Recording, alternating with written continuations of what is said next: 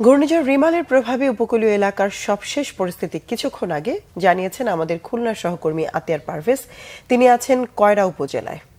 ঘূর্ণিঝড় রিমেলের প্রভাবে খুলনার কয়রাতে সকাল থেকেই কিন্তু ঝোড়ো হাওয়া বইছে, ভারী বৃষ্টি হচ্ছে। আমি যে স্থানটিতে দাঁড়িয়ে আছি সেটি হচ্ছে মহারাজপুর ইউনিয়নের 10 হালিয়া গ্রাম।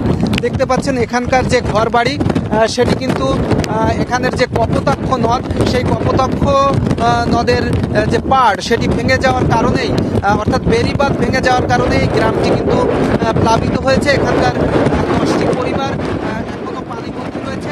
এই একই ধরনের তথ্য আমরা পাচ্ছি খুলনার দাগব এবং গটিয়াঘাটা থেকে। এ পর্যন্ত আমরা খবর পেয়েছি প্রায় 25টি গ্রাম পানিবন্দী হয়ে পড়েছে। এছাড়া বিভিন্ন জায়গার যে রাস্তাঘাট সেটি গাছপালা পড়ে যাওয়ার কারণে বন্ধ হয়ে গিয়েছিল। পরে স্থানীয় যে জনসাধারণ সেই গাছ কেটে সরার কারণে যোগাযোগ ব্যবস্থা স্বাভাবিক হয়েছে।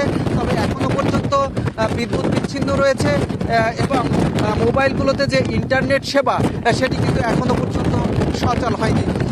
এই রিমেলের কারণে মূলত কী পরিমাণ ক্ষয়ক্ষতি হয়েছে সেটি এখনো পর্যন্ত জানা যায়নি।